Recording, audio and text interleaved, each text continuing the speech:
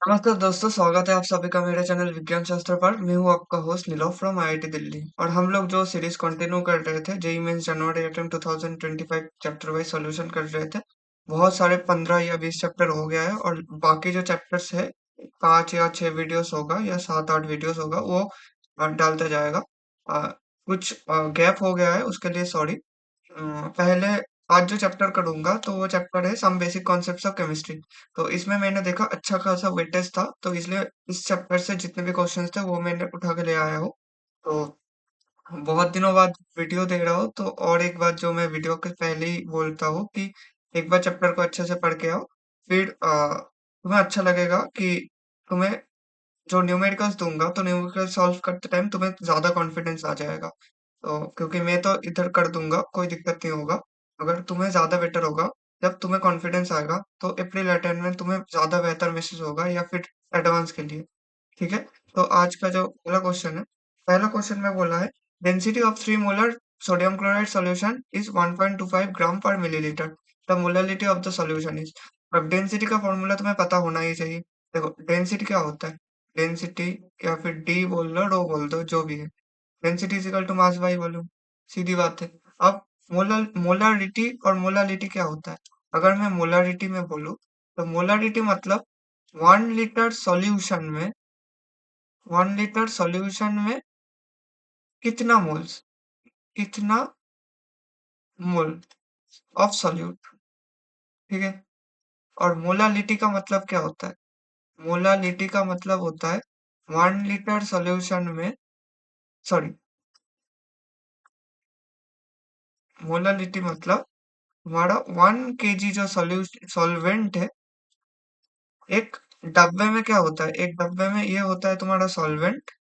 इसको सॉल्वेंट बोलते हैं। और इसके अंदर जो होता है पार्टिकल्स उसको बोलते हैं सॉल्यूट। यही तो होता है और ये दोनों को मिला के हम लोग इसको बोलते हैं सॉल्यूशन। यही तो सीधा मुद्दा है। तो मोलालिटी में क्या होता है 1 kg सॉल्वेंट में कितना moles, moles of solute present, moles of solute present. ठीक है। अब इन दोनों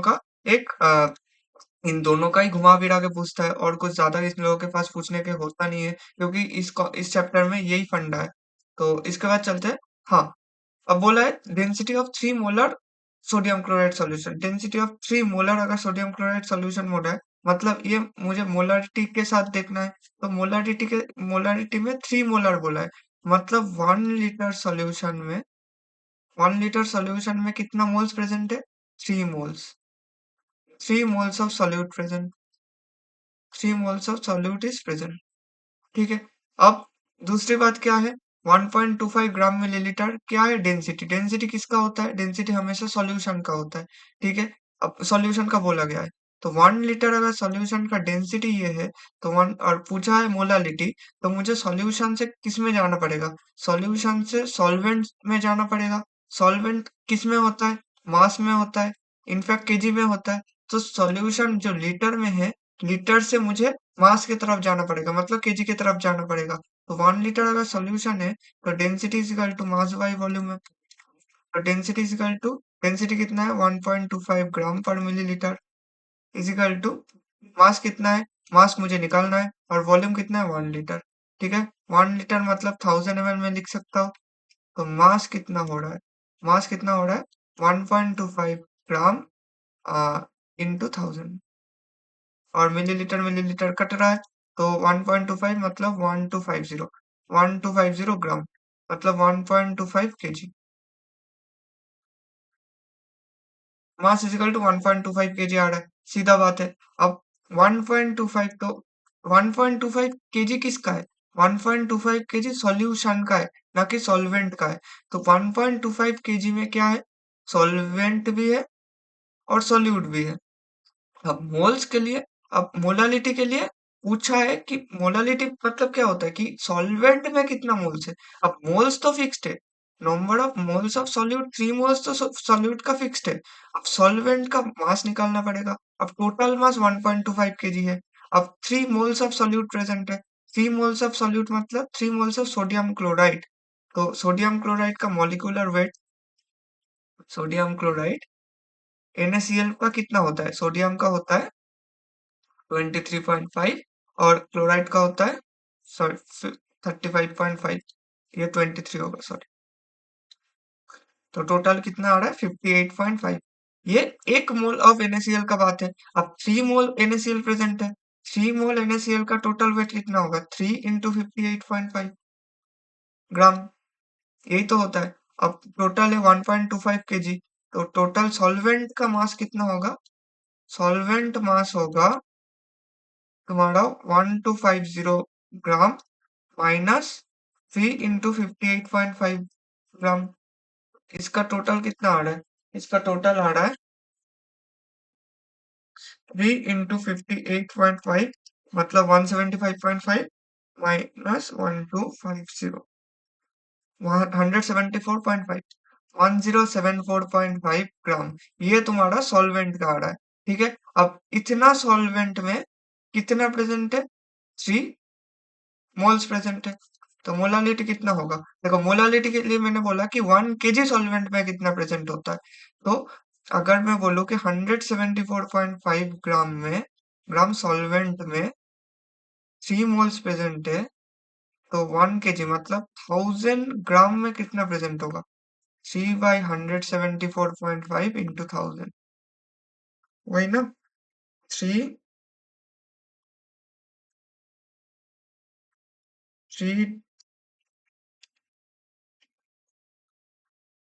तो इसका आता है 2.79, 2.79 मोलाल।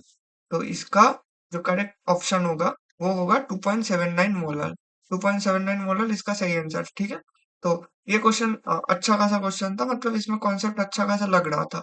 तो इसमें एक क्वेश्चन अच्छा है, मतलब पहले क्वेश्चन देखा जो मोलारिटी मोलालिटी के ऊपर हो गया। अब नेक्स्ट क्वेश्चन में चलते हैं। नेक्स्ट क्वेश्चन में बोला है 20 मिलीलीटर ऑफ 2 मोलर। हाँ, देखो कॉन्सेंट्रेशन में ना, कॉन्सेंट्रेशन में जब भी कॉन्सेप्ट तुम्हें खेलना है, हमेशा उसको लेके ना मोल्स में लेके चले जाओ, क्योंकि मोल्स होता है एक्सटेंसिव प्रॉपर्टी, और एक्सटेंसिव प्रॉपर्टी को तुम्हें एडिशन या सब्सट्रैक्शन कुछ भी, एडिशन सब्सट्रैक्शन कुछ भी कर सकते हो। ठीक है, अब 20 millilitre of 2 molar sodium hydroxide solution is added to 400 millilitre of 0.5 molar sodium hydroxide solution. अब मोलरिटी का मतलब तुम्हें पता है कि 1 लीटर 1 लीटर सॉल्यूशन में कितना मोल्स प्रेजेंट है, ये याद रखना। और मोलालिटी में क्या होता है, 1 kg सॉल्वेंट में कितना मोल्स प्रेजेंट होता है। तो अगर इधर पहले बोला है 20 millilitre of 2 molar sodium hydroxide solution, और इधर और एक क्या है 400 millilitre of 0.5 molar sodium hydroxide solution. सीधी बात है ना।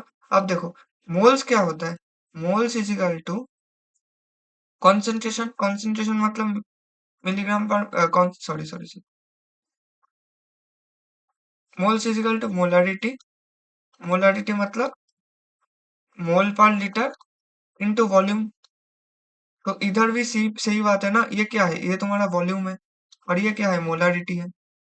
मोलारिटी का अगर एम को खुल के लिखो हमेशा 2 मोल लीटर इनवर्स, ठीक है, और ये 20 मिलीलीटर है। तो total number of moles, total moles इससे कितना आ रहा है, ये फर्स्ट पार्ट से कितना आ रहा है 20 इंटू 2, 20/1000 कर लो, ज्यादा बेटर होगा। 20/1000 है, तो ये मोल आ रहा है, तो 40/1000, तो कितना आ रहा है 0.04, 0.04 मोल्स। और इस पार्ट का बचा है, इस पार्ट का अगर तुम करोगे तो 400/1000 इंटू 0.5 मोल। अगर ये 1000 में नीचे ले रहा हो, अगर ये 1000 नहीं लेता, तो जो मोल्स आता वो क्या आता, वो मिली मोल्स आता। तो मैं डायरेक्ट मोल्स में ही कर रहा हूँ। ठीक है, तो 400 इंटू 1000 दोनों डब्बा कट दो, 5/10, तो 4 5 क्या क्या होता है, अच्छा 5 2/10 आ रहा है, 2/10 मतलब 0.2, 0.2। तो टोटल मोल्स कितना आ रहा है 0.24 मोल्स, 0.24 मोल्स आ रहा है। और टोटल 0.24 टोटल मोल्स आ रहा है। मोलारिटी मतलब क्या है, कितने सॉल्यूशन में कितना मोल्स है, तो 0.24 मोल्स आ रहा है। और टोटल वॉल्यूम कितना है, टोटल वॉल्यूम अब बन के कितना है 20 ml प्लस 400 ml, मतलब 420 ml। और 420 ml को मैं लीटर्स में लिखूं तो 420/1000 लीटर। ठीक है, अब तुम्हारा पूछा है मोलारिटी। मोलारिटी मतलब number of moles. Number of moles कितना है? तुम्हारा मोल्स है 0.24 मोल, और वॉल्यूम कितना है? 420/1000 लीटर। यही आ रहा है ना? इसका एक्सप्रेशन देखो, मोल पर लीटर में आएगा जो कि मोलारिटी में आता है। तो 0.24 भाई ये करो, 0.24 इंटू 1000, तो इसका आता है 0.5714। 0.5714। ठीक है, अब इंटू 10⁻⁻² में बोला है, तो इसमें इसका करेक्ट आंसर जो होगा 0.57 होगा। तो 0.57 को सही से लिखो तो 57.1 57.14 इंटू 10⁻²। यही तो आ रहा है ना, सीधी बात है। तो अगर इतना आ रहा है तो इसका करेक्ट आंसर नियरेस्ट इंटीजर में पूछा है, तो इसका आंसर 57 होगा। इसके बाद चलते हैं नेक्स्ट क्वेश्चन पे। नेक्स्ट क्वेश्चन में पूछा है कि 2.8 into 10⁻³ moles of carbon dioxide is left after removing 10⁻21 molecules from its x milligram sample। अब क्वेश्चन का मतलब क्या है? देखो, एक डब्बा था, डब्बे में x मिलीग्राम ऑफ सैंपल था। ठीक है, x milligram of carbon dioxide था। ओके, अब x milligram of carbon dioxide से कितना निकाला गया है? 10⁻21 मॉलिक्यूल्स। मॉलिक्यूल्स निकाला गया, कुछ नहीं है इसमें मोल्स और मॉलिक्यूल्स लेके खेला है। एक तुम्हें पता है कि एक मोल मतलब कितना होता है? 6.02 इंटू 10⁻23 मोल, सॉरी मॉलिक्यूल्स। यही तो होता है ना, 6.022 होता है, मगर इधर दिया है एवोगाड्रो नंबर, तो मतलब 1 mole equal to Avogadro number of molecules. तो इससे 10⁻21 मॉलिक्यूल्स अगर निकाला गया है, तो इसमें बचा कितना है? तो इसमें अभी बचा है 2.8 इंटू 10⁻³ मोल्स, ये बचा है। अब पूछा है कि the mass of carbon dioxide initially was, तो मास निकालने के लिए क्या करोगे? पहले देखो, तो बोला है कि molecules from its x milligram sample. X milligram sample तो छोड़ो, पहली बात, एक डब्बा था, उससे 10⁻21 मॉलिक्यूल्स को निकाल दिया, तो उसमें बचा है 2.8 इंटू 10⁻³ मोल्स। तो टोटल निकाल लो कितना मोल्स प्रेजेंट था, उससे तुम्हें इजीली मास निकल जाएगा, इंटू 44 कर देना। तो टोटल, अब देखो मोल्स में ही खेल लो, ये मोल्स में है और इसको मोल्स में निकाल लो। 10⁻21 मॉलिक्यूल्स है, तो 10⁻21/6.02 इंटू 10⁻23, ये आ जाएगा तुम्हारा मोल्स में आ जाएगा। तो ये दोनों मोल्स अगर ऐड कर दोगे तो तुम्हारा टोटल नंबर ऑफ मोल्स आ जाएगा। तो इसका अगर 2.8 इंटू 10⁻³ प्लस इसका अगर करोगे तो इधर चला ऊपर चला जाएगा। तो 1/6.02 कितना हो? तो इतना आता है 0.166। 0.166 इंटू 10⁻² और अगर हम 10⁻³ में, क्योंकि एडिशन करने के लिए दोनों तरफ सेम होना चाहिए, तो अगर दोनों तरफ सेम होना चाहिए, -2 से -3 कर रहे हो, -2 से, हाँ, -2 से -3 कर रहे हो मतलब डिवाइड किए हो, तो इधर एक 10 मल्टीप्लाई भी करना पड़ेगा, तो टोटल 2.8 इंटू, तो 1.66 प्लस 2.8, तो 4.46, ये आ रहा है 4.46 इंटू 10⁻³ मोल्स। तो इतना मोल्स प्रेजेंट है, प्रेजेंट था, तो मोल्स से वेट में कन्वर्ट करने के लिए कितना होता है? मॉलिक्यूलर वेट से मल्टीप्लाई कर दो, मॉलिक्यूलर वेट से मल्टीप्लाई कर दो। ठीक है, अब मॉलिक्यूलर वेट कितना है और किसका है? कार्बन डाइऑक्साइड का। कार्बन कार्बन का कितना आता है? 12 प्लस दोनों ऑक्सीजन का 32 आता है, तो 16 प्लस 16, तो 44 ग्राम मोल इनवर्स। ठीक है, 44 ग्राम मोल इनवर्स। अब ये मोल्स को और ये मोल्स को मल्टीप्लाई कर दो, तो 44 इंटू 4.46 इंटू 10⁻³ ग्राम। ठीक है, इसका वैल्यू देखो, 40 इंटू 44 डिवाइडेड बाई 1000, तो इसका हो रहा है 0. हाँ, 0.19624 ग्राम। और इसका आंसर पूछा है मिलीग्राम्स में, तो मिलीग्राम्स में 1000 से मल्टीप्लाई कर दो, 196.2 मिलीग्राम। तो इसका जो करेक्ट आंसर आ रहा है वो आ रहा है फर्स्ट ऑप्शन, 196.2 मिलीग्राम। ठीक है, इसके बाद चलते हैं नेक्स्ट क्वेश्चन पे। नेक्स्ट क्वेश्चन में पूछा है कि 0.01 mole of an organic compound X containing 10% hydrogen on complete combustion produce 0.9 gram water. Molar mass of X is gram millimole. Gram molar inverse, तो 0.1 mole of an organic compound था containing 10% hydrogen on complete. अब देखो, जो कि hydrogen होता है, मान लो कि CxHy होता है, तो इसको अगर कंप्लीट कॉम्बशन करोगे, मतलब ऑक्सीजन का प्रेजेंस पे कंप्लीट करोगे, तो वाटर आएगा। तो वाटर भी कितना आएगा? H2O। ये होता है ना। अगर मैं बैलेंस करना चाहूँ तो इधर Y है ना, तो इधर कितना आएगा? Y/2 मोल्स आएगा। Y/2 मोल्स आएगा। तो Y/2 मोल्स आएगा। तो टोटल हाइड्रोजन इधर से कितना आता है? Y/2 इंटू टू, तो Y आता है वो, और इधर भी Y है।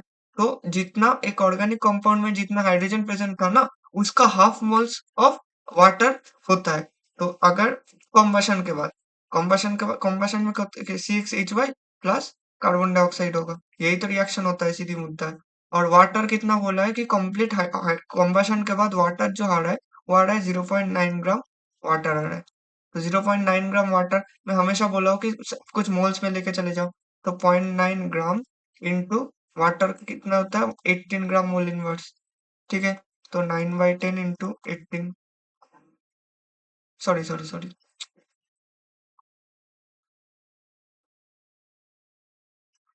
0.9 बाई 18 ग्राम, और ये मोल्स में रहेगा। तो 9/180 moles, 1/20 mole, 1/20 moles of water तुम्हारा प्रेजेंट है। तो तुम्हारा कॉम्बशन के बाद, कंप्लीट कॉम्बशन के बाद प्रोड्यूस हुआ है 1/20 मोल्स। तो 1/20 मोल्स अगर सब कुछ के बाद प्रोड्यूस हुआ है, तो इसका मतलब क्या है?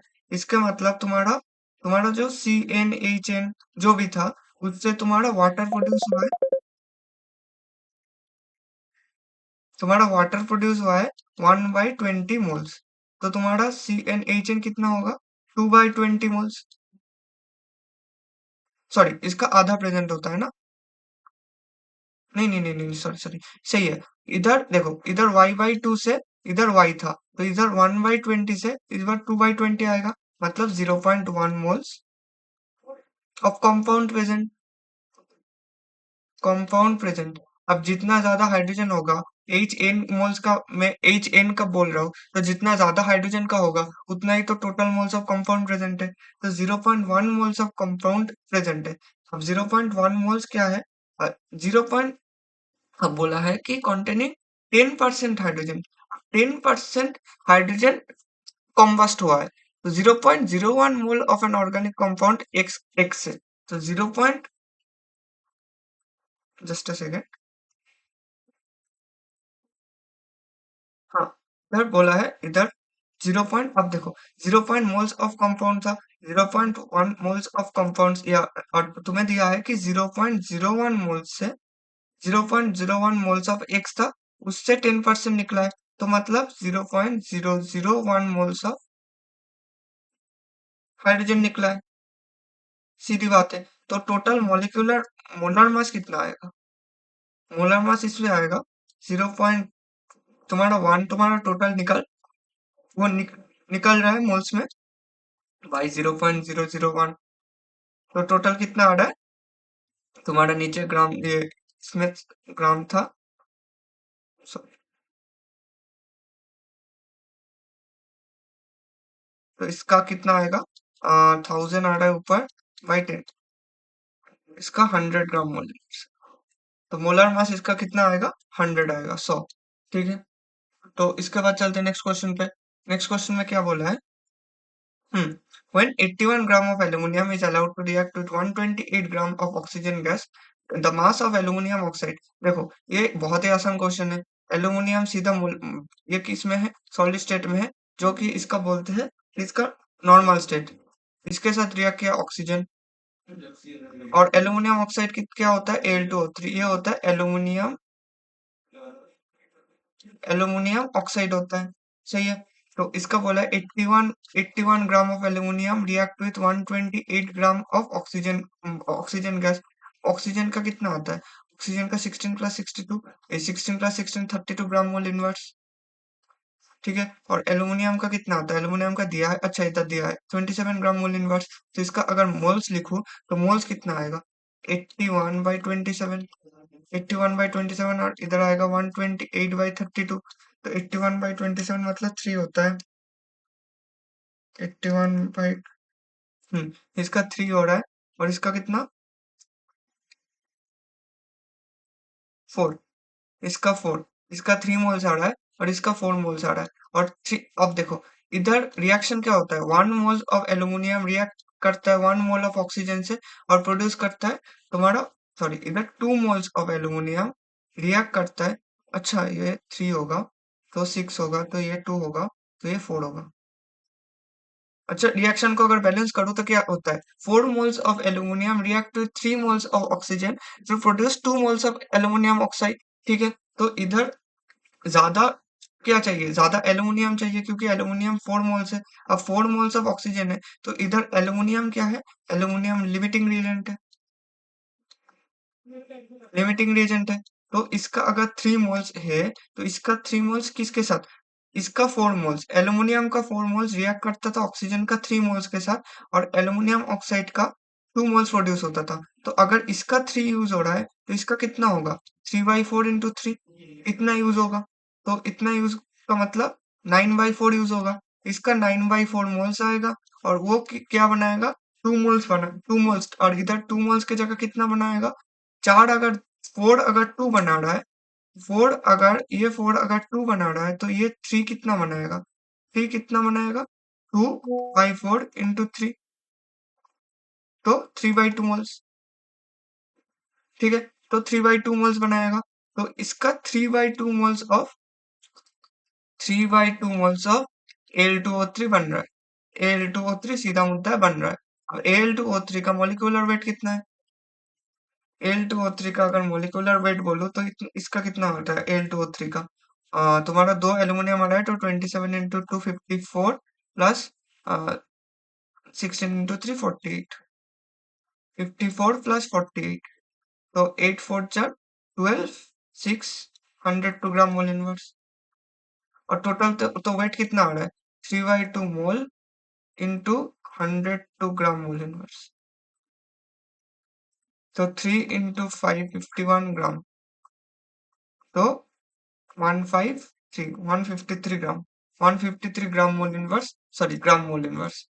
ये किसका क्या आ रहा है, सॉरी ग्राम होगा, तो 153 ग्राम जो आया, 153 ग्राम ऑफ तुम्हारा Al2O3 प्रोड्यूस्ड हो रहा है। ये इसका करेक्ट आंसर है। इसके बाद चलते हैं नेक्स्ट क्वेश्चन पे। नेक्स्ट क्वेश्चन बोला है कि x gram of benzoic acid is on A reaction with aqueous sodium hydroxide release carbon dioxide that occupied 11.2 liter volume at STP, x is in gram.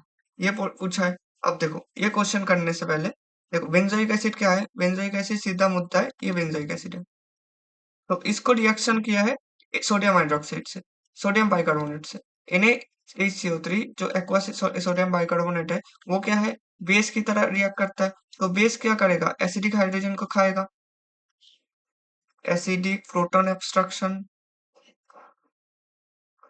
Acidic proton abstract करके COO minus में आएगा, CO तो और release क्या होगा, अच्छा release carbon dioxide, अच्छा carbon dioxide release हो रहा है तो दिक्कत नहीं कोई। यस कार्बन डाइऑक्साइड रिलीज हो रहा है, COO माइनस आएगा, ये सोडियम सॉल्ट बन जाएगा। ठीक है, और क्या रिलीज कार्बन डाइऑक्साइड जो हुआ वो that occupied 11.2 litre, 11.2 litre at STP.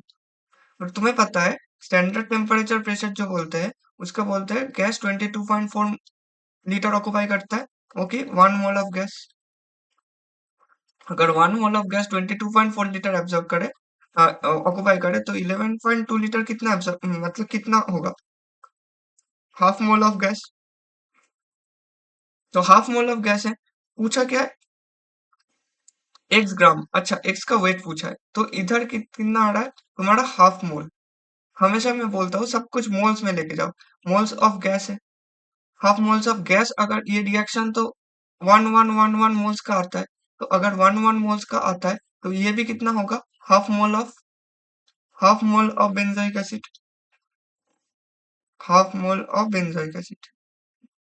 तो अगर half mole of benzoic acid का कितना होता है, बेंजोइक एसिड का अगर मैं बोलूं तो इसका आता है तुम्हारा बेंजीन का 78 आता है और एक सब्स्टिट्यूशन मतलब 77 प्लस कार्बन कार्बन का 12 ऑक्सीजन का 32 और एक हाइड्रोजन का, तो 78 प्लस तुम्हारा इधर 44 आ रहा है, वही ना, हाँ 44 आ रहा है, 12 8 और 4 122 ग्राम मोल इनवर्स है।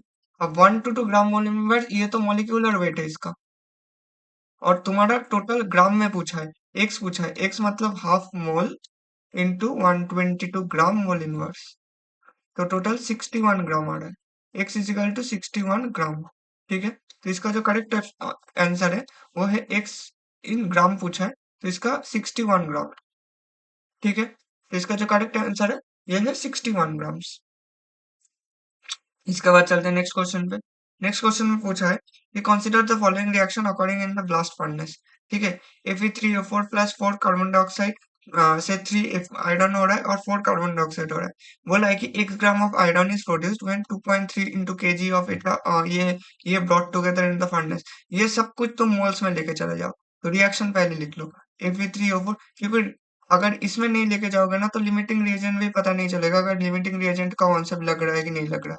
तो 3 आयरन ये लिक्विड में आ रहा है और 4 कार्बन डाइऑक्साइड ये ग्राम्स में आ रहा है। ठीक है, अब Fe3O4 बोला है, तो Fe3 x gram of iron, ये तो x बोला है, Fe3O4 के कितना बोला है 2.32 इंटू 10 क्यूब केजी, और इसका कार्बन डाइऑक्साइड, अच्छा कार्बन मोनोऑक्साइड है,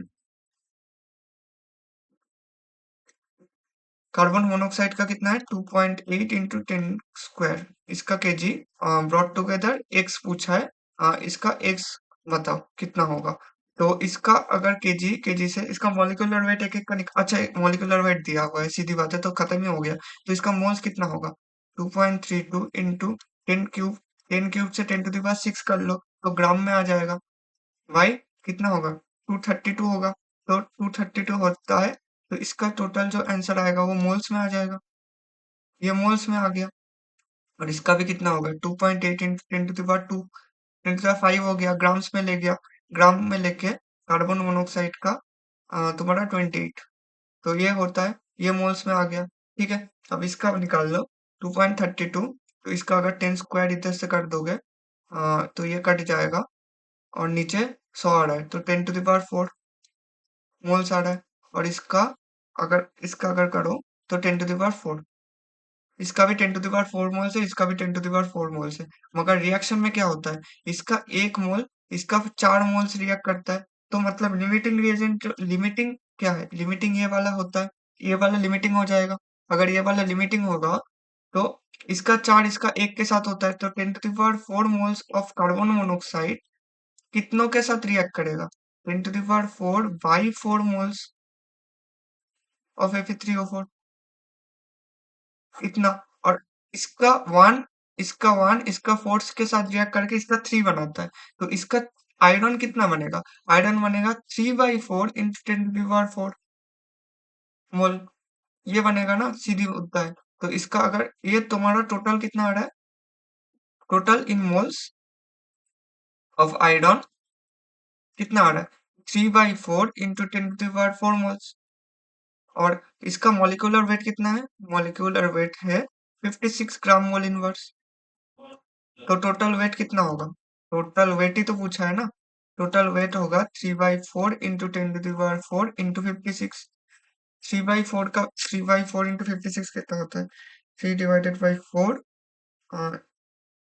इंटू 56 42, तुम्हारा 42 into 10 to the power 4 into the power 4 पूछा है, तो ये ग्राम्स में होगा, और तुम्हें अच्छे से पता है ये लोग कैलकुलेट किस में कर रहे थे, केजी में कर रहे थे, तो इसका अगर केजी में करूँ तो केजी में आएगा 420 केजी, तो 420 केजी आ गया, तो इसका आंसर होगा 420 इन केजी। ठीक है, और नियरेस्ट इंटीजर, ये इसमें कंफ्यूज मत होना कि ग्राम में लिखो या फिर केजी में लिखो, अगर सारे कंपाउंड्स केजी में दे रहा है तो तुम्हें भी केजी में ही आंसर करना पड़ेगा।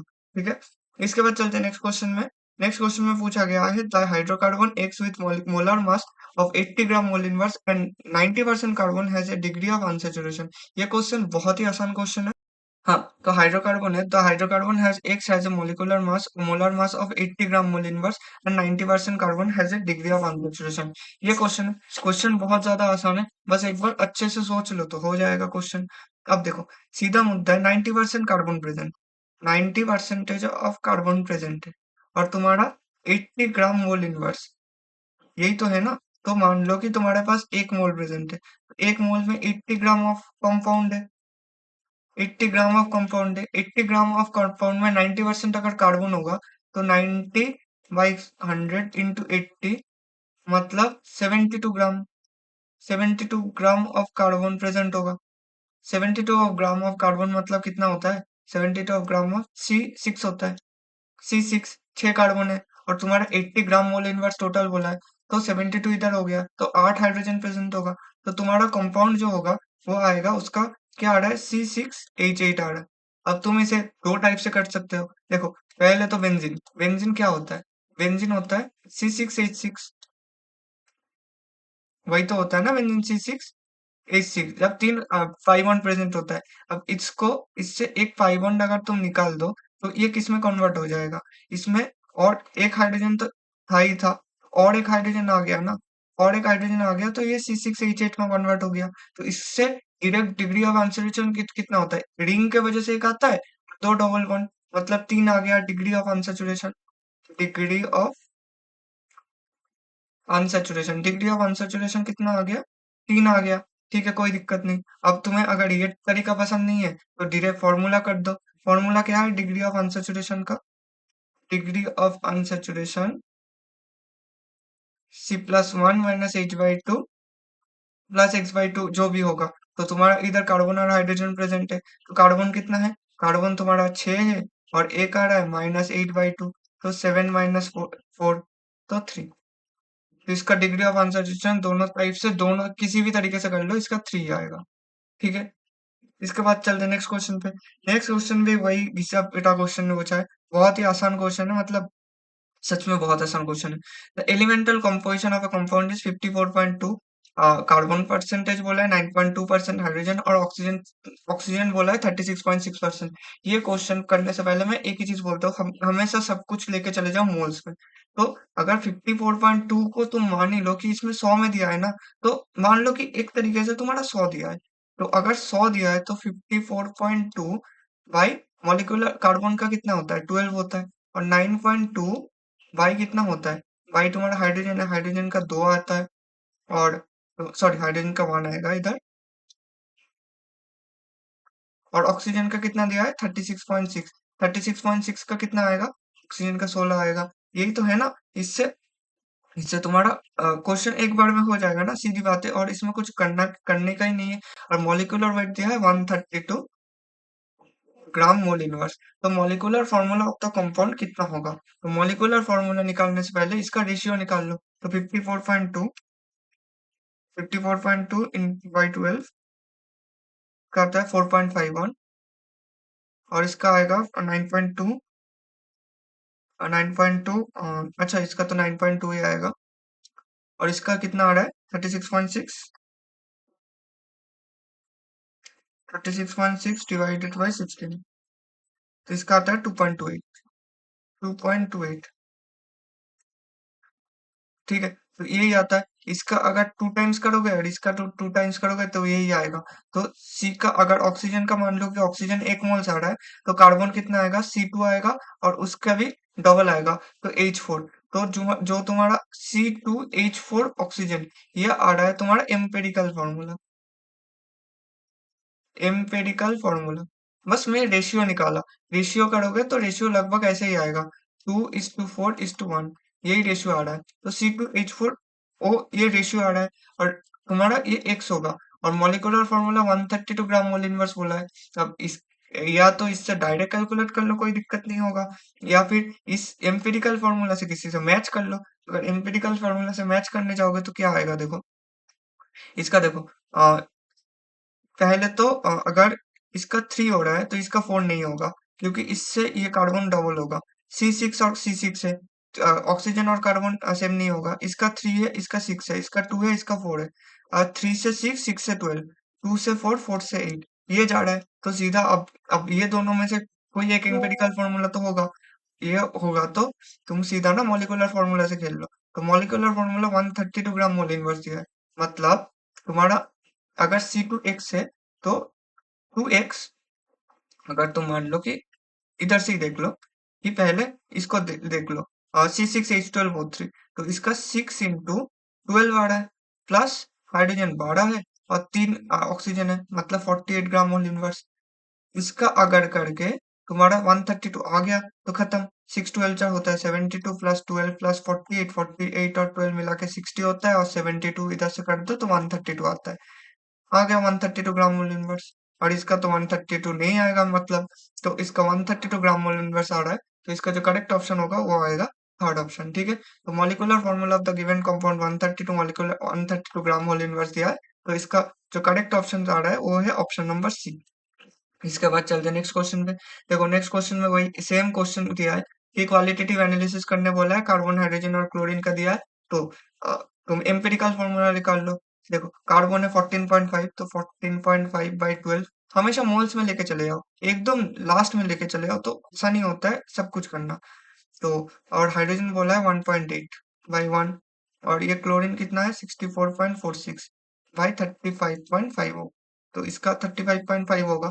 तो इसका अगर ये करोगे तो 14.5 डिवाइड बाई 12 आता है 1.2, इसका 1.8, और इसका कितना आएगा 35.5, सॉरी 64.46 डिवाइडेड, इसका आ रहा है 1.8, इसका आ रहा है 1.8, तो यही आ रहा है। तो इसका अगर तुम एम्पिरिकल फॉर्मूला इंटू 10⁻⁻1 पूछा है, तो अगर ये पूछा है तो सीधा मुद्दा है इसको। अच्छा एम्पिरिकल फॉर्मूला पूछा है, गिवन मोलर मास बोला है, क्वांटिटेटिव एनालिसिस करना है, तो कुछ नहीं करना है, इसको सीधा एडिशन, मतलब इसको एक सेकेंड। इस क्वेश्चन में ना ये क्वेश्चन में एक चीज मिसिंग है। मैं इधर लिख रहा हूँ कि ऑक्सीजन का 19.24% है, इसलिए मैंने देख लिया। तो इसका 19.24% है, एक सेकेंड जस्ट 19 पॉइंट, इसका हाँ इसका 19.24% है। इसका अगर 19.24% है, उसको ऑक्सीजन को डिवाइड 16 कर लो, तो डिवाइड बाई 16 करोगे तो इसका आएगा 1.2। अगर 1.2 1.8 1.8 और 1.2 है, तो इसका रेशियो निकाल लो। इसका रेशियो लगभग आता है 2:3:3:2। सीधा मुद्दा है कि 0.6 से डिवाइड कर दो कि इसका इसका HCF 0.2 या फिर GCM जो भी बोलते हो, तो इसका 0.6 आता है, तो 2.3 2:3:3:2 HCF करे हो ना क्लास 5 6 में, तो इसका अगर यही होता है तो इसका एम्पिरिकल फॉर्मूला जो होता है, एम्पिरिकल फॉर्मूला इसका ये आएगा C2 हाइड्रोजन 3, फिर आता है तुम्हारा क्लोरीन 3 और ऑक्सीजन 2। और इसका अगर तुम मॉलिक्यूलर इसका X आता है, इसका अगर एम्पिरिकल मास निकालोगे तो एम्पिरिकल मास कितना होगा 24 प्लस 3 प्लस 35.5 इंटू 3 प्लस 32, इतना ग्राम्स आएगा। तो इसका कितना आएगा हमारा 30.5 इंटू 3 प्लस 32 आएगा, प्लस 32 प्लस 24 प्लस 3, तो 165.5 ग्राम मोल इनवर्स। ये कितना आ रहा है एम्पिरिकल फॉर्मूला अगर एक ही है, तो अब मतलब एम्पिरिकल फॉर्मूला का मान सकते हो। तो अगर 10⁻⁻1 में बोला है तो आंसर कितना आएगा 165.5 इंटू 10⁻⁻1। ठीक है, एम्पिरिकल फॉर्मूला का ये यूनिट नहीं होगा, तो ये तो गलत है। ठीक है, तो इसका कितना आएगा 165, मतलब 1655। ठीक है, तो इसके बाद नेक्स्ट क्वेश्चन में चलते हैं। नेक्स्ट क्वेश्चन में बोला है कि the molarity of a 70% mass by mass aqueous solution of a monobasic acid X is M, density of दिया है और मोलर मास दिया है। तो सीधा मुद्दा है 70% mass by mass aqueous solution का मतलब क्या है, मतलब मास बाय मास मतलब 70, सॉरी 100 ग्राम सॉल्यूशन में 100 ग्राम सॉल्यूशन में तुम्हारा 70 gram of mass of solute, 70 gram of solution नहीं sorry, 70 gram of mass of solute present है। 70 gram of mass of solute present है। अगर इसका 70 ग्राम, और तुम्हें पूछा क्या है, तब मोलारिटी पूछा है। मोलारिटी मतलब हमेशा इसको सॉल्यूट को किस में लेके जाना पड़ेगा, मोल्स में लेके जाना पड़ेगा। तो इसको अगर मोल्स में ले जाओगे तो 70 ग्राम है, तो 70 ग्राम मोल इनवर्स से डिवाइड कर लो। इसका मॉलिक्यूलर वेट दिया है मोलर मास ऑफ एसिड, तो इसका कितना आएगा, वन 1 मोल आएगा। तो इसका तो मोलारिटी के लिए जो एक पार्ट हो गया वो तुम्हारा 1 मोल आ गया, और दूसरा पार्ट सॉल्व कर दो। दूसरा पार्ट 100 ग्राम सॉल्यूशन है, तो सॉल्यूशन से तुम्हें किसमें लेके जाना पड़ेगा, 1 लीटर सॉल्यूशन, तो मतलब वॉल्यूम पे लेके जाना पड़ेगा। अब डेंसिटी क्या है, डेंसिटी दिया है 1.25 ग्राम मिलीलीटर इनवर्स। डेंसिटी क्या होता है, density is equal to mass by volume. तुम्हें निकालना है volume, volume is equal to mass by density. तो मास कितना है, 100 ग्राम। वॉल्यूम कितना है, सॉरी, डेंसिटी कितना है, डेंसिटी है 1.25 ग्राम, तुम्हारा मिलीलीटर इनवर्स, मतलब पर मिलीलीटर आएगा। तो 100/1.25, तो इसका आता है 80 मिलीलीटर। तो 80 मिलीलीटर सॉल्यूशन, इसका मतलब क्या होता है, 80 मिलीलीटर सॉल्यूशन। तो 80 मिलीलीटर सॉल्यूशन में 1 मोल प्रेजेंट है। तो 80 मिलीलीटर सॉल्यूशन में अगर 1 मोल प्रेजेंट है, तो 1000 मिलीलीटर में कितना होगा, 1/80 इंटू 1000। यही आएगा ना, इतना मोल्स आएगा, और जितना मोल्स आएगा वही होगा तुम्हारा मोलारिटी। क्योंकि मोलारिटी का कॉन्सेप्ट ही बोलता है कि 1 लीटर सॉल्यूशन में कितना मोल्स प्रेजेंट होता है। तो 1000/80 कर लो, 1000 डिवाइडेड बाई 80 कर लो, तुम्हारा आता है 12.5 मोलर आता है। तो इसका जो करेक्ट आंसर होगा वो आएगा 12.5। 12.5 इज द करेक्ट आंसर, ठीक है। तो नियरेस्ट इंटीजर में बोला है 12.5 ही बोला है। इसके 10⁻⁻1, हाँ नहीं, एक सेकंड, जस्ट सेकंड। अच्छा, इस क्वेश्चन में ना ये पूछा है कि, हाँ, इस क्वेश्चन में बोला है कि इंटू 10⁻⁻1 में, अगर क्वेश्चन में ये इधर नहीं है, मगर इंटू 10⁻⁻1 में अगर आंसर देना है, तो इसका आंसर आएगा 125 इंटू 10⁻⁻1। और अगर सीधा पूछा है तो 125 मोलर। वो क्वेश्चन देख लेना, मतलब तुम्हें तो मतलब है कि आंसर सॉल्व होने से, तो वो तो हो गया, ठीक है। अब देखो, नेक्स्ट क्वेश्चन में चलते हैं। नेक्स्ट क्वेश्चन में बोला था concentrated nitric acid is level as 75% by mass, ठीक है। 75% मास बोला है कॉन्सेंट्रेटेड नाइट्रिक एसिड, मतलब 100 ग्राम of solution contains 75 gram of HNO3। अब पूछा है कि volume in millilitre of the solution which contains 30 gram of nitric acid. अब 75 ग्राम ऑफ नाइट्रिक एसिड, ये तो नाइट्रिक एसिड है ना, HNO3, क्या लिख रहा हूँ, नाइट्रिक एसिड। तो अगर 75 ग्राम ऑफ HNO3 नाइट्रिक इतना 100 ग्राम ऑफ सोल्यूशन करता है, तो 30 ग्राम ऑफ HNO3 के लिए कितना चाहिए।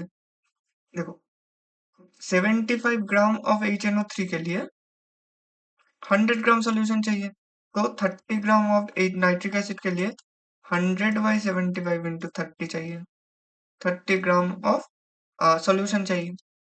तो 3000/75, 3000/75 अगर मैं बोलूँ तो 40, तो मतलब 40 ग्राम ऑफ सॉल्यूशन प्रेजेंट है। अब 40 ग्राम का तुम ग्राम से वॉल्यूम में लेके चले जाओ, ग्राम से वॉल्यूम में कैसे लेके जाओगे, इसके बीच में आता है डेंसिटी का कॉन्सेप्ट, और डेंसिटी तुम्हें दिया है, डेंसिटी है 1.25 ग्राम मिलीलीटर। और तुम्हें पता है density is equal to mass by volume होता है। वॉल्यूम कितना होता है, मास बाई डेंसिटी। तो मास कितना है, मास तुम्हारा है 40 ग्राम, और डेंसिटी कितना है, डेंसिटी है 1.25 ग्राम मिलीलीटर में आ जाएगा। तो 40 डिवाइडेड बाई 1.25, तो इसका आएगा 32, इसका आएगा 32 मिलीलीटर। अब पूछा है मिलीलीटर में ही होगा, इसका आंसर 32 मिलीलीटर होगा। अच्छा, ऑप्शन है, तो इसका जो करेक्ट ऑप्शन होगा वो आएगा थर्ड ऑप्शन, जिसका वैल्यू है 32, सी ऑप्शन, ठीक है। इसके बाद नेक्स्ट क्वेश्चन में चलते हैं। नेक्स्ट क्वेश्चन में बोला है कि choose the correct statement. Weight of a substance is the amount of matter present in it. अब देखो, वेट तुम्हें अच्छे से पता है, W is equal to M G होता है, और इधर एम क्या है, mass of the substance, mass of the substance into, और जी क्या होता है, एक्सेलरेशन ड्यू टू ग्रेविटी। और ये फिजिक्स का तो अच्छे से पता है ना, जो क्योंकि तुम लोग बहुत अच्छे से फिजिक्स भी पढ़ते हो। एक्सेलरेशन ड्यू टू ग्रेविटी, इसका वैल्यू कितना है, 9.8। 10 मत लिख देना, ठीक है। तो ये होता है। और तो ये क्वेश्चन तो गलत हो गया। और mass is the force exerted by the gravity on an object, ये दोनों उल्टा हो गया। ये वेट होता, ये मास होता, तो ये दोनों ऑप्शन तो खत्म। तो वी और ए बी जहां पर भी ये काट दो, ऑप्शन तो पहले ही हो गया। ठीक है, अब देख लो। Volume is the amount of space occupied by a substance. Volume क्या होता है? वॉल्यूम का लिक्विड होता है, मतलब किसी लिक्विड का या फिर गैस का, और जो कि हम लोग बोलते हैं फ्लूइड्स। लिक्विड और गैस को कंबाइनली क्या बोला जाता है? फ्लूइड्स। एक फ्लूइड्स के पास क्या होता है? फ्लूइड्स के पास कोई मतलब शेप नहीं होता, तो वो वही वॉल्यूम ऑक्युपाई करता है जो कि सब्सटेंस का होगा, जो कि स्पेस दिया है। तो अगर वॉल्यूम ऑफ इस substance occupied by the fluid है, तो ये तो करेक्ट ऑप्शन है। इसके बाद बोला है temperatures below 0 degree centigrade are possible in Celsius scale, but in Kelvin scale negative temperature is not possible. देखो, सेल्सियस स्केल अगर 0 डिग्री सेंटीग्रेड मान लो, 0 डिग्री सेंटीग्रेड, सेल्सियस स्केल का आ गया, कोई दिक्कत नहीं। मगर जब तुम इसको लेके घुमाओ के लग जाओगे, तो और एक होता है फ़ारेनहाइट स्केल, और एक होता है केल्विन स्केल। और केल्विन में करने के लिए हम लोग क्या करते हैं? अगर कोई डिग्री सेंटीग्रेड मान लो कि x डिग्री सेंटीग्रेड, तो x डिग्री सेंटीग्रेड को केल्विन में करने के लिए 273 प्लस x करते हैं, तो ये केल्विन में आता है, सीधा मुद्दा है। और अगर तुम मैं बोलूं, जब टेम्परेचर का स्केल आता है, तुम अगर टेम्परेचर ये सेंटीग्रेड में करोगे ना, तो इसका -273 केल्विन पे आएगा। ये जो कि तुम्हारा -273 केल्विन, सॉरी, +273 केल्विन। और जो तुम्हारा क्या होता है 273 केल्विन, ये तुम्हारा लास्ट टेम्परेचर होता है 0 डिग्री सेंटीग्रेड, लास्ट टेम्परेचर। ठीक है, तुम्हारा लास्ट टेम्परेचर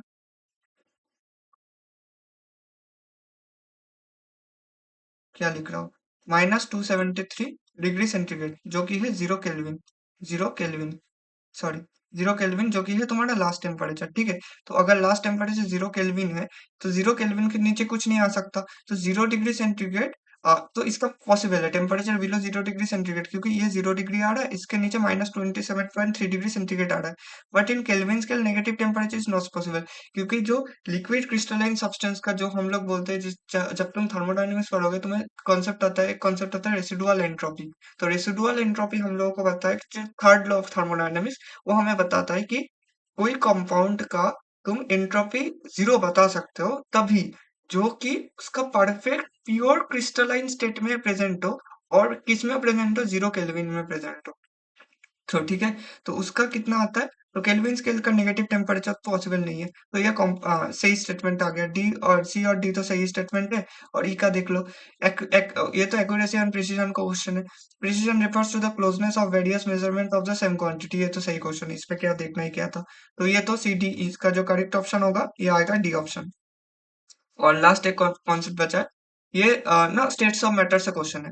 ये है स्टेट्स ऑफ मैटर, और स्टेट्स ऑफ मैटर से कुल मिला के एक ही क्वेश्चन था, तो मैं इसका सेपरेट वीडियो बना के क्या ही करता है, एक क्वेश्चन में एक मतलब एक क्वेश्चन इधर ही ले लो।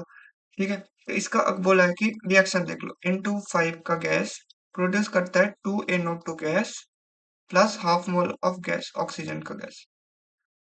ठीक है, अब in a constant volume container, constant volume में वॉल्यूम एक कांस्टेंट है, no products are present initially, the final pressure of the system when 50% of the reaction gets completed. Final pressure पूछा है, अगर 50% ऑफ, देखो इसका पी नॉट था, तो तब तो कुछ रिएक्ट नहीं हुआ था। जब P not minus x react हुआ, तो ये कितना प्रोड्यूस होगा? 2x, और ये हाफ एक्स प्रोड्यूस होगा। तीसरा मुद्दा है ना, तो पहले टोटल इनिशियल प्रेशर कितना था? इनिशियल प्रेशर था पी नॉट, और फाइनल प्रेशर फाइनल प्रेशर इतना हुआ P not minus x plus 2x plus half x, मतलब तुम्हारा P not plus x plus half x, P not plus 3x/2, यही हुआ ना। और तुम्हें बोला है कि 50% ऑफ द रिएक्शन कंप्लीट हुआ है, तो 50% रिएक्शन कंप्लीट हुआ है, मतलब x कितना हुआ है? P0/2। यही तो इसका मतलब यही होता है ना, 50% कंप्लीशन। कंप्लीशन x का वैल्यू अगर P0/2 हुआ, तो फाइनल प्रेशर तुम्हारा PT अगर लिख दो, PT कितना होगा? P0 प्लस 3x/2, मतलब P0 plus 3 into P0/2, sorry ये 3/2 इंटू P0/2, तो आता है P0 प्लस 3/4 P0। तो इसका कितना आएगा 4 7 P0/4। तो इसका जो करेक्ट ऑप्शन होगा 7/4 टाइम्स होगा। तो इसका fourth option is the correct option होगा। इसका जो करेक्ट ऑप्शन आ रहा है वो आ रहा है 7/4 टाइम्स ऑफ इनिशियल प्रेशर। ठीक है, तो इसका जो करेक्ट ऑप्शन है वो है 7/4 टाइम्स ऑफ इनिशियल प्रेशर। ठीक है, तो यही था क्वेश्चन। स्टेट्स ऑफ मैटर का एक क्वेश्चन था वो मैं लेके आ गया। आज का वीडियो का जितना क्वेश्चन है वो मैंने कर दिया। और अ, एक बात पहले ही बोलता हूँ, आई एम सॉरी गाइस कि लास्ट 5 डेज से एक भी वीडियो नहीं आया। इसके लिए मैं दिल से सॉरी, सच में सॉरी, बहुत ज्यादा सॉरी हूँ। मगर और जो 7 या 8 वीडियोस आएगा इस सीरीज में, इसके बाद भी सीरीज आएगा। बहुत कुछ मैंने थोड़ा सा सोचा हो कि इसके बाद भी कुछ सीरीज लेके आने का। अगर तुम सजेशंस देना चाहते हो तो ओपन कमेंट सेक्शन में दे सकते हो, कोई दिक्कत नहीं। इसके बाद वीडियो डेली आएगा, नो दिक्कत नहीं। बस एक दो कॉम्पिटिशन था उसके लिए थोड़ा बिजी हो गया था, और कुछ भी है मैं शेयर करूंगा, पोस्ट में शेयर कर दूंगा। और अगर किसी को मतलब किसी को कांटेक्ट करना है तो ये मेरा जीमेल आईडी है। और इतना तक जो वीडियो देखा है उसको ही पता चलेगा कि मेरा ये कांटेक्ट नंबर है। तुम आराम से कांटेक्ट कर सकते हो, ठीक है, कोई दिक्कत नहीं। और देखो, सीधा मुद्दा इस चैप्टर के बारे में बोल दूं। इस चैप्टर में तुम्हारा जो की है, तुम मोल्स में खेल लो। हमेशा जो भी खेलना है ना, ये एक होता है इसकी स्कोरिंग चैप्टर। इसमें एक भी क्वेश्चन तुम्हें दिखा जो कि स्कोरिंग नहीं है, जो कि हमेशा मोल्स में ले जाओ खत्म हो रहा है, मोल्स में ले जाओ खत्म हो रहा है। और इधर से आ रहा है NAT, numerical answer type question, जो कि घुमा के तुम्हारा एमसीक्यू एमएसक्यू तो कर जितना भी करेगा, मतलब एमएसक्यू ही करेगा। तो वो फायदा नहीं है। जो भी है आ रहा है ये न्यूमेरिकल बेस्ड आ रहा है। न्यूमेरिकल बेस्ड अगर आ रहा है तो ये करना तो बहुत आसान हो जाता है ना। तो इसको खेल लो न्यूमेरिकल में लेके, हमेशा मोल्स में लेके जाओ। एक मोलारिटी का कॉन्सेप्ट समझ लो और एक मोलालिटी का कॉन्सेप्ट समझ लो। बस ये दोनों खत्म कर लो, ये दोनों से आधा क्वेश्चन हो रहा है। और रिएक्शन को पहले तो रिएक्शन को बैलेंस करो, जिसके लिए तुम्हें इन फैक्टर पता होना चाहिए। इन फैक्टर कहाँ पे आता है? रेडॉक्स में आता है। तो अगर कोई रिएक्शन दे दिया तो रिएक्शन को रेडॉक्स से पहले सॉल्व करो, फिर उसको रिएक्शन बैलेंस करो, फिर मोलारिटी मोलालिटी जो भी है उसमें खेल लो, खत्म हो जाएगा। तो यही तो था, मतलब ज्यादा कुछ था नहीं इस चैप्टर में। मगर इस चैप्टर से इतना क्वेश्चन आया था तो मैंने इसलिए इसलिए इस चैप्टर को ले लिया। तो इसके बाद अच्छे चैप्टर्स आएगा, कोई दिक्कत नहीं। क्योंकि अभी तो फ्राइडे सैटरडे संडे है, तो बहुत कुछ रिकॉर्ड हो जाएगा। ठीक है। तो आज थर्सडे है, तो आज तो ये फ्राइडे को अपलोड होगा। फ्राइडे को सुबह जैसे कि 8 बजे होता था। और रात को भी शायद वीडियो डाल दूंगा, एक ही दिन में 2 वीडियो या फिर एक दिन में एक वीडियो हो जाएगा। मगर मैं कंप्लीट कर दूंगा, ये जो कि प्रॉमिस किया था वो प्रॉमिस पूरा होगा, कोई दिक्कत नहीं। तो और मतलब thank you for the videos. जो कि वीडियोस पुराने वीडियोस है उसमें बहुत अ, मतलब उसमें जितना भी व्यूज है मैं सेटिस्फाइड हूँ।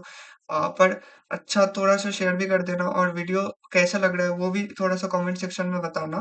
जो कि मैं बताता हूँ कि कमेंट सेक्शन में खुला है, कि उसमें कमेंट सेक्शन में एक बार बता दो कि वीडियो कैसा लग रहा है। तो मुझे भी अच्छा लगता है कि वीडियो सच में सही हो रहा है, या फिर मैं कुछ अलग तरीके से, कुछ मोर सिंप्लीफाइड वे में बोलूँ, या फिर लेस सिंप्लीफाइड वे में बोलूँ, ज़्यादा डिटेल में जा रहा हूँ या फिर थोड़ा-सा और डिटेल में जाऊँ, तो मुझे पता चलता है। तो और सच में बहुत सॉरी बोलने का मतलब, लोगों का कमेंट भी आया था तो मैंने उतना सुना भी नहीं, क्योंकि 4-5 दिन में बहुत ज़्यादा बिज़ी था। तो और वीडियो अच्छा लगा तो लाइक कर देना, सब्सक्राइब कर देना, या फिर और 3-4 वीडियोज़ आने के बाद ही कर देना, मतलब गुस्सा उतार देना, जो भी है। और अपना फ़ोकस कर दो सच में, क्योंकि अभी तो एग्ज़ाम बहुत पास, अब तो मार्च खत्म होने वाला है। तो अपने एग्ज़ामिनेशन में पूरा फ़ोकस कर दो, दिल लगा के। तो आज का वीडियो के लिए इतना ही था। मिलते हैं नेक्स्ट वीडियो में। नेक्स्ट वीडियो और भी बेहतरीन होगा, और उसमें और कोई शायद इसके बाद पीरियोडिक टेबल और स्ट्रक्चर ऑफ एटम आएगा, तो वो मैं कर दूँगा। ठीक है? तो आज का वीडियो इतना ही था। मिलते हैं नेक्स्ट वीडियो में। लाइक कर देना, सब्सक्राइब कर देना और शेयर कर देना। और 2-3-4 दिनों से वीडियोज़ नहीं आया तो लोगों अनसब्सक्राइब कर दिया। मतलब ठीक है, कोई ना, फिर से सब्सक्राइबर्स बढ़ जाएगा। Okay, bye.